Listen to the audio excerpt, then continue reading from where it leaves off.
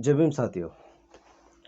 तो साथियों, आज का सवाल है, ईश्वर ने भरोसा करने वाले को ईश्वर पे भरोसा करने वाले को बुद्ध ने क्या सवाल किया? तो इस सवाल का जवाब बाबा साहब ने भगवान बुद्ध और उनके धम्म इस ग्रंथ के तीसरे खंड के तीसरे भाग के छठे चैप्टर पे इस सवाल का जवाब दिया है। तो चलिए इस सवाल का जवाब अपन पढ़ते हैं। तो आपको अगर ऐसा लगे, ये इम्पोर्टेंट ये है कि ये जो मैं बता रहा हूँ, ये बाबा साहब ने जो लिखा है, ये वीडियो आप पूरी तरह से देखिए, स्टार्टिंग से लेके एंडिंग तक, तभी इस सवाल का जवाब आपको समझ में आएगा। ठीक है? और तुमको ऐसा मन से लगे कि ये नॉलेज लोगों को भी मिलना चाहिए, तो वीडियो को शेयर कर देना और चैनल को सब्सक्राइब करके बेल आइकन दबा देना। चलिए पढ़ते हैं, क्या लिखा बाबा साहब ने सवाल के जवाब के बारे में। भौतिक संसार में एक प्रकार का नियम दिखाई देता है, निम्नलिखित बारे में इसकी साक्षी है। आकाश के नक्षत्रों के चलन में एक प्रकार का नियम है। ऋतुओं के नियमानुसार आवागमन में भी एक नियम है। बीजों से वृक्ष उत्पन्न होते हैं, वृक्षों से फल लगते हैं और फलों से बीज उत्पन्न होते हैं, और उसी प्रकार से नियम चलते रहता है। बौद्ध परिभाषा में यह सब बीज नियम तथा ऋतु नियम आदि कहलाते हैं। इसी प्रकार क्या समाज में भी कोई नैतिक क्रम है? यदि है तो यह कैसे उत्पन्न होता है? इसका संरक्षण कैसे होता है? जो ईश्वर में विश्वास रखते हैं, उन्हें इस प्रश्न का उत्तर देने में कोई कठिनाई नहीं है। उनका उत्तर सरल है। उनका कहना है कि नैतिक क्रम ईश्वर इच्छा का परिणाम है। ईश्वर ने संसार को जन्म दिया और ईश्वर ही संसार का कर्ता धर्ता है। वही भौतिक तथा नैतिक नियम का रचयिता भी है। उनका कहना है कि नैतिक नियम आदमी की भलाई के लिए है, क्योंकि वे ईश्वर की आज्ञा है।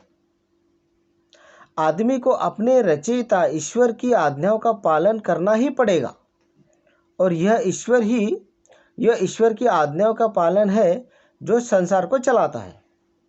संसार का नैतिक संस्थान ईश्वर का परिणाम है। इसके पक्ष में यह तर्क किया जाता है, लेकिन यह वाक्य किसी भी तरह से संतोषजनक नहीं, क्योंकि यदि ईश्वर नैतिक नियमों का जनक है, और यदि ईश्वर की नैतिक नियमों का आरंभ और अवसान है, और यदि आदमी ईश्वर की आज्ञाओं का पालन करने के लिए मजबूर है, जो संसार में इतनी नैतिक अराजकता या अनैतिकता क्यों है, अगर सब ईश्वर ही कर रहा है तो? इस ईश्वरीय नियम के पास कौन सी शक्ति है? इस ईश्वरीय नियम का व्यक्ति पर कौन सा अधिकार है? यह महत्वपूर्ण प्रश्न है। लेकिन जो लोग यह मानते हैं कि संसार का नैतिक संस्थान ईश्वर इच्छा का परिणाम है, उनके पास इस प्रश्न का संतोषजनक उत्तर नहीं है। इन कठिनाइयों पर पार पाने के लिए बात कुछ थोड़ी बदल दी जाती है। उन लोग फिर बदल देते हैं इस बात का प्रश्न के बारे में, क्योंकि उत्तर नहीं है उनके पास।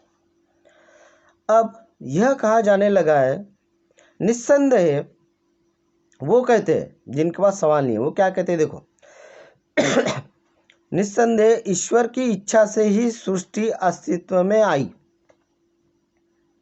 यह भी सत्य है कि प्रकृति ने ईश्वर की इच्छा और मार्गदर्शन के अनुसार ही अपना कार्य आरंभ किया।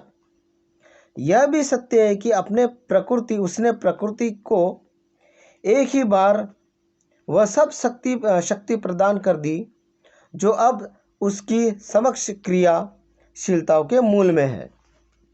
लेकिन इसके बाद ईश्वर ने प्रकृति को स्वतंत्र छोड़ दिया है कि वह शुरू में उसी ने बनाए हुए नियम के अनुसार कार्य करती रहे। इसलिए अब यदि ईश्वर इच्छा या ईश्वर की आज्ञा के अनुसार कार्य नहीं होता तो अब इसमें ईश्वर का कोई दोष नहीं, सारा दोष प्रकृति का है। ऐसे वो लोग कहते हैं जिनके पास वो सवाल का जवाब नहीं है, वो दोष प्रकृति को देते हैं, ईश्वर को नहीं देते। लेकिन सिद्धांत में इस तरह थोड़ा परिवर्तन कर देने से भी काम नहीं चलता। इससे केवल इतना ही होता है कि ईश्वर पर कोई जिम्मेदारी नहीं है। लेकिन तब प्रश्न पैदा होता है कि ईश्वर ने यह काम प्रकृति को क्यों सौंपा है कि वह अपने बनाए नियम का पालन कराए। इस प्रकार के निकम्मे ईश्वर का क्या प्रयोजन है। देखिए, इस प्रकार के सवाल बुद्ध ने उन लोगों को पूछा जो ईश्वर पे विश्वास रखते हैं। जय भीम।